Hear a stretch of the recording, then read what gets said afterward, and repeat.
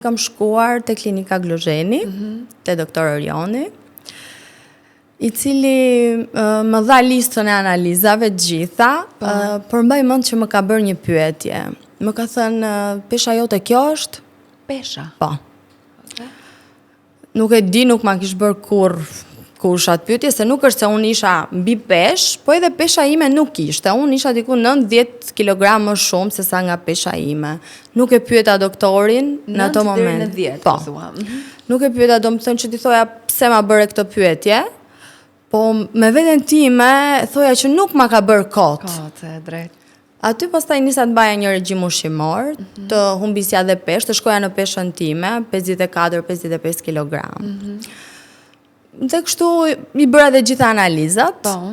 Çdo gjë ishte perfekt. Ishte okay, analiza e parë që më ka sugjeruar ishte AMH-ja, mos gaboj. Patjetër. E kam bërë direkt. Po pse si kishe bërë më përpara? Jo, nuk e kisha bërë AMH-n.